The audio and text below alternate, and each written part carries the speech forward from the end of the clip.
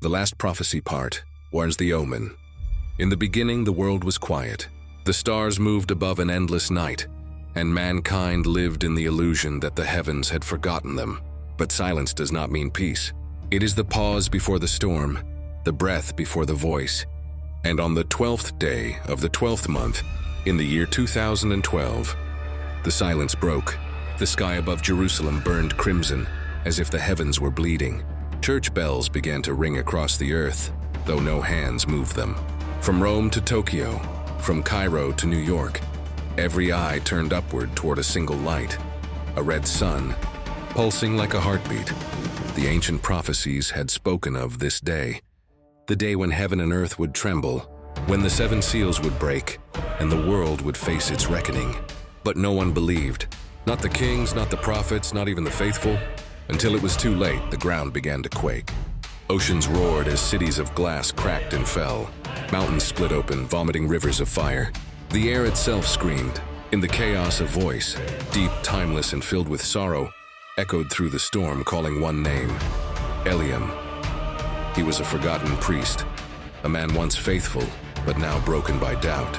Alone in the ruins of his temple, he fell to his knees as the wind turned to flame. The scriptures before him glowed, symbols rising from the page, spinning in circles of light. And in the heart of that light, the voice spoke again. The seals are breaking. Eliam raised his head to the burning sky. Lightning tore through the clouds, striking the towers of the old world. The sun dimmed behind smoke and ash, turning day into endless twilight. From the darkness came shapes that no man could name, shadows with wings, faces without eyes moving between heaven and earth. The war between the unseen had begun. As panic consumed the cities, clocks across the world stopped at the same instant. 12:12, 12:12, 12:12. The hour of judgment. Eliam walked the deserted streets, his robes torn by the wind, his eyes filled with reflection and terror. He whispered a prayer, voice trembling, "Lord, have mercy on us." But the heavens answered only with thunder, and through the roaring storm, a final whisper came, cold, divine, inevitable. The first seal is broken. The reckoning begins. The world stood still for one breath, one heartbeat, one last moment of fragile silence. Then the sky screamed, the light shattered, and mankind realized the end was not coming. It had already begun. The Last Prophecy, Part 2, The Fall. The 12th hour arrived. The sun, once red, turned black as the shadow of the earth swallowed its light. Darkness swept across every nation, swift, heavy, and alive. The sky cracked like shattered glass, and from its wounds poured storms of fire. Mountains roared, oceans boiled, and cities cried out, as if the earth itself was mourning what mankind had become. The Vatican burned first. The marble halls of Rome melted into rivers of ash. Mecca, the great pillars trembled. In New York, towers that once touched the heavens fell to their knees. Across continents, millions prayed, not for life, but for forgiveness. And through that chorus of despair, one voice rose above them all, Eliam's. The priest walked through a wasteland of smoke and ruin, clutching the book of prophecy to his chest. His robes were torn, his hands bleeding, his eyes filled with visions that no mortal could bear. With each step, he heard whispers, the cries of angels who had fallen, their wings scorched by the sins of men. In his dreams, Eliam saw the truth. This was not the wrath of God, but the consequence of man's arrogance. Wars fought in his name, nations built on greed, faith twisted into power. The divine had not abandoned humanity. Humanity had abandoned the divine. And yet, in the heart of the storm, hope flickered. A small group of survivors followed Eliam, the blind, the broken, the believers. They carried nothing but faith. Together they wandered toward the mountain of light, where prophecy had foretold the final battle would begin. As they climbed, the air grew thick with smoke, and the ground pulsed like a heartbeat. Lightning danced across the sky, striking closer with every step. Above them, the clouds tore apart, revealing wings, thousands of them burning white and red. The angels of heaven had come not to save, but to fight. Then, from the depths below, a voice thundered, darker than the void itself. The ground split, and from the chasm rose a figure draped in shadow and flame. His eyes glowed like dying suns. His voice carried the sorrow of eternity. "Eliam," he said, "your God is gone. The throne is empty. The age of man is over." It was Lucifer, the first light, the fallen star. His presence made the air burn and the sea recoil. Around him, legions of fallen angels marched, their armor forged in despair. The sky itself bled red. Eliam stood his ground, trembling yet unbroken. He raised the book of prophecy high, its pages ignited with golden fire, symbols dancing like living light. "The word never dies," he declared, "and neither will hope." Lucifer laughed, a sound that shook the heavens. "Hope?" he roared. "Hope is the lie that chained you to your fear." He spread his wings, blotting out the light. "Let the end begin." The storm exploded. Fire met lightning. Angels clashed with shadows in the sky. Spears of light rained upon the earth as the mountain itself began to crumble. The survivors fell to their knees, covering their faces from the blinding light. The world roared like a dying beast. Eliam stood at the center of it all, his voice lost amid thunder and screams. He held the book close and whispered a prayer no one could hear. And then the light consumed everything. For 3 days and 3 nights there was nothing. No stars, no moon, no sound, only silence, deep, endless, sacred. And in that silence, a heartbeat, one, then another.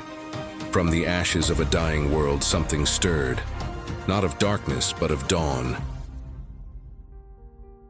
The Last Prophecy, Part 3, The New Heaven. For 3 days, the world slept beneath the ashes of its own ruin. The storms had faded, the fires had died, and all that remained was silence, heavy and endless like the breath of the universe itself. And then came the light.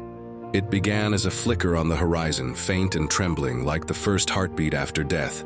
The clouds split apart, and golden rays poured across the shattered earth. From the ruins, survivors rose, blinded at first, then weeping as warmth touched their faces. Grass pushed through the cracks of broken stone. Rivers flowed again, washing away the dust of war. The world that had burned was breathing once more. Eliam opened his eyes. He lay upon the mountain where light and darkness had collided. The book of prophecy rested beside him, its pages charred yet glowing softly as if alive. He stood weak but unbroken, his eyes reflecting the dawn. "It is not the end," he whispered. "It is the beginning." All around him life stirred. Children laughed as they found each other in the rubble. Birds soared through the golden sky. The wind carried voices, songs, prayers, tears. Humanity, though scarred, was rising again. And then in the heavens above, the clouds parted one final time.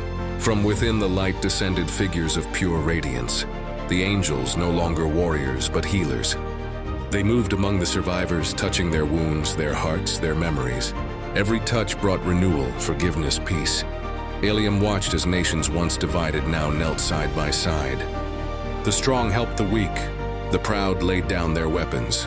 And in the center of it all, from the heart of the earth, a great tower of light began to rise, tall as the heavens, shimmering with the colors of every sunrise mankind had ever known.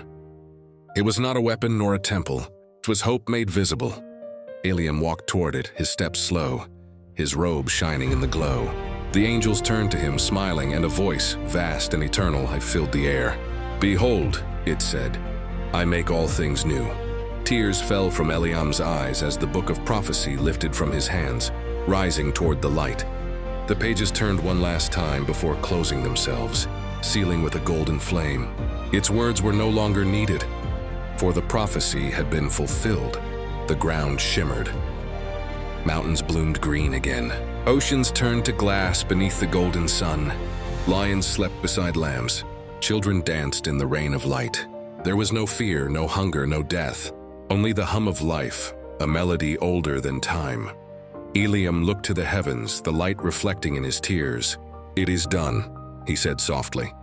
And the sky answered, not with thunder, but with a single sound, a heartbeat. From the horizon, a gate of gold unfolded among the clouds. Through it, Eliam saw a city of light beyond imagination, vast, eternal, radiant with love. The choir of angels rose in song, millions of voices woven into harmony. Eliam smiled, stepped forward, and walked into the light. As he disappeared, the earth below gleamed brighter than ever before. Mountains glowed with dawn. Oceans shimmered like molten gold. The wind carried laughter, not sorrow. Humanity reborn looked to the sky and whispered in one voice, "Never again." The camera rose above the world, showing the new Earth, pure, blue, alive. The Tower of Light stood at its center, reaching into the heavens, and written across the golden sky were the words, "The last prophecy, the beginning of forever." Fade to white. Silence. One final heartbeat. The story of mankind begins again. The end. Thank you for watching the video. Please like and share, subscribe to the channel to see more interesting stories.